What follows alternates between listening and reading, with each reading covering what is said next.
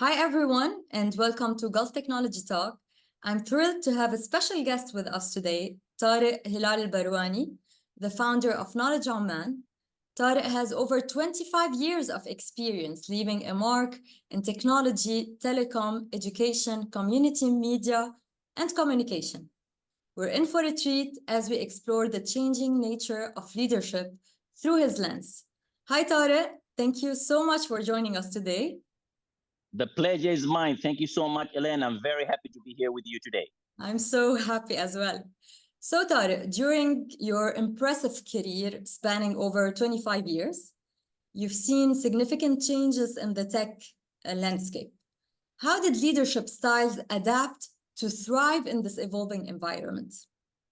Oh, Elaine, a lot has changed and is changing due to the technology advancement. Now, you could see that leadership styles are changing and the methods are changing into becoming dynamic, inclusive, and agile. When I say dynamic, it's because of the changes that are happening. Every day, new things are happening. When I talk about inclusive, is getting everyone involved, because you're talking about once you're connected, you're not just in one geographic area, you're around all over the world.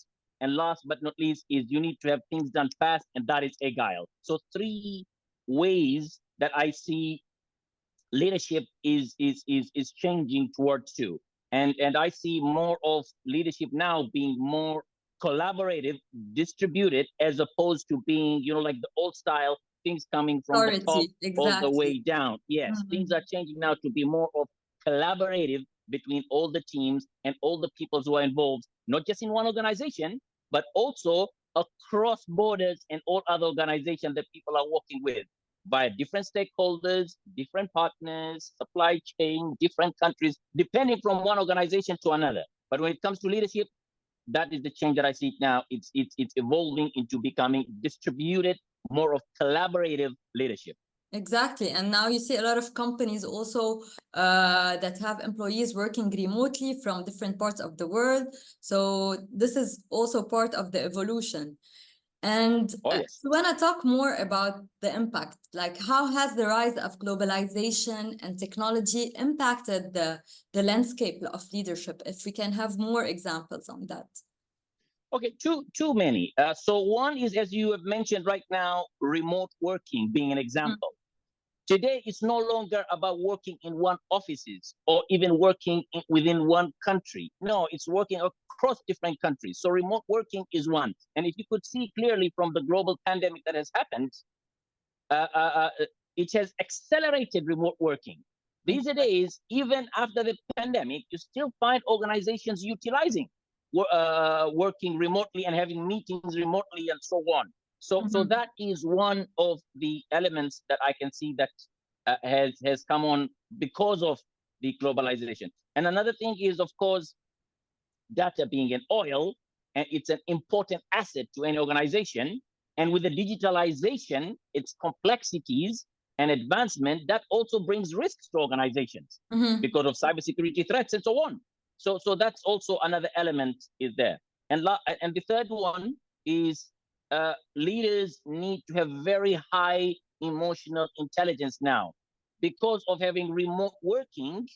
You're missing the element of face-to-face meeting, in presence meeting, and that is a challenge that leaders need to look into beyond technology. Yes, technology has its benefits, but you need to look also into this area when it comes to emotional intelligence and leadership as well. Yeah, exactly. So I actually wanted to ask you about the key challenges. So we've talked about the challenges and also the opportunities for leaders in the digital age. So we have, of course, challenges and opportunities. Let's dig deeper on this topic specifically. Opportunities are many. Now you are, because of for every challenge there are opportunities, right? So if we're looking about opportunities of skills, for instance, now you'll be able to get skills from different countries that you'll be able to look into, things that you're not able to get it across your own country, for instance.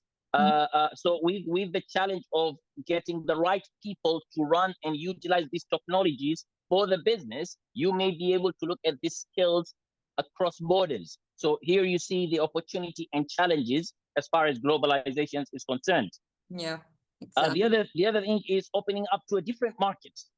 So you're having a global market to work on and to tap into, and also to partner with different organizations in which you could provide your services, be it locally within your own country or globally within the bigger market that is out there. Exactly. So this is what we are doing actually, like at Exceeders, we are partnering with a lot of highly skilled companies all across the world, and they are providing the best services that they have to the Gulf market. So technology actually have given us many good opportunities. Of course, it's challenging sometimes, like you mentioned, but with every challenge, we have also opportunities. Exactly. I was very impressed to go to your website, Exceeders, by the way, to look at the different information that you're providing. And then when I clicked onto looking at the different opportunities as well, I could see the different job opportunities that you're offering.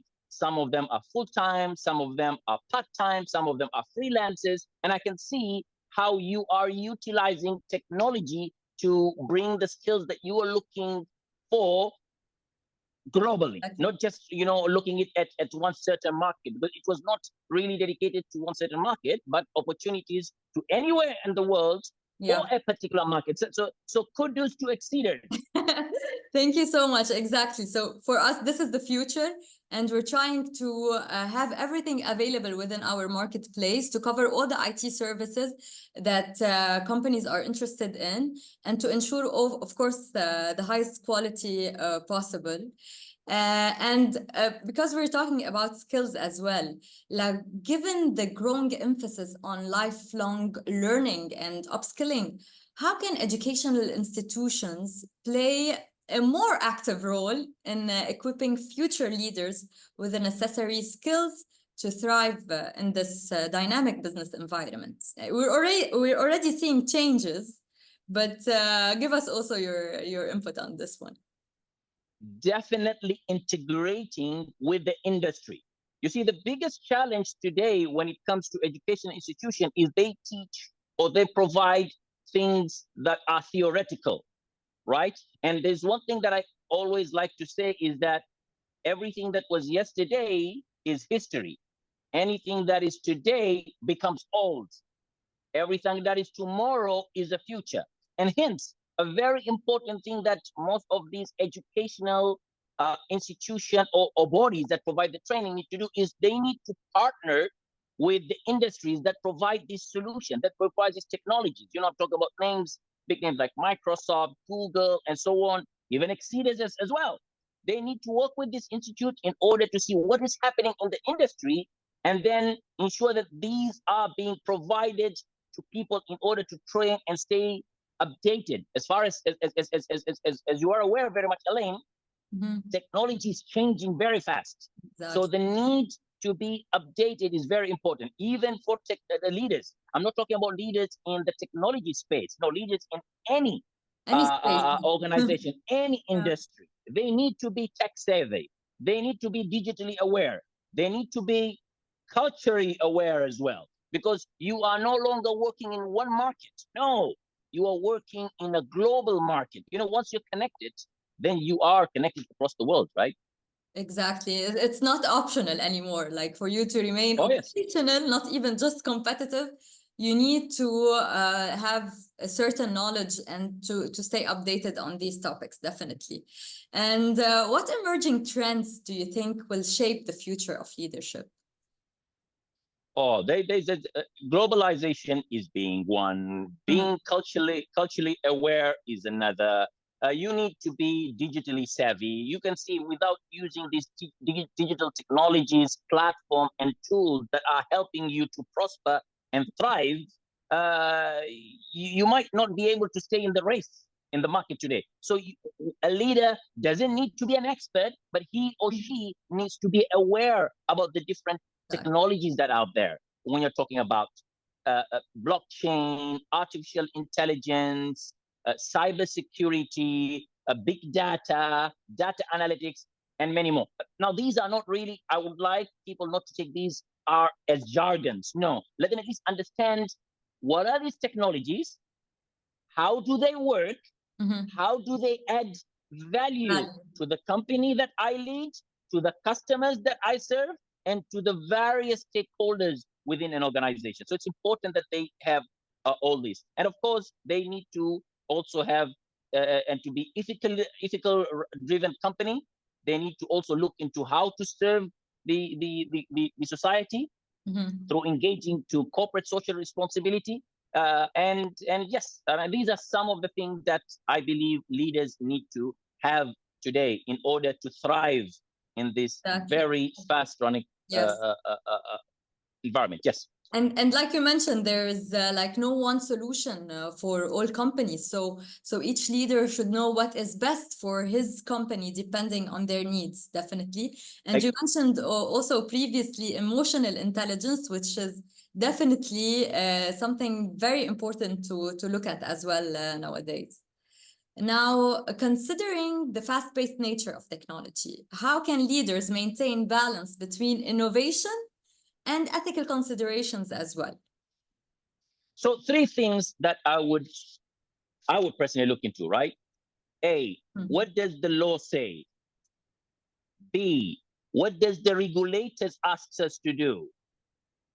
So these things, we need to have it with us, and along with, of course, the ethical, how ethical one is. We need to find what is ethics mean and what does it mean.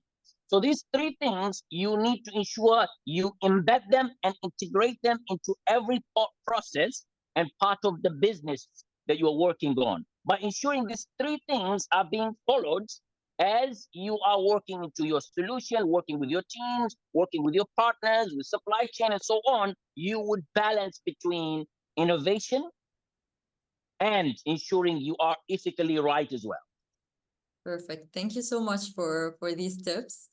As we conclude this enriching episode, we've gained invaluable insights into the changing nature of leadership from the esteemed Tariq Hilal Al-Barwani. Honestly, I don't want this to end. Thank you for being here and sharing your wisdom. Thank you so much, Tariq. You're very welcome. And also to our listeners, I hope you enjoyed this talk. And don't forget to follow us on LinkedIn and visit exceeders.com to stay updated on our latest talks. Until next time, see you. Bye-bye.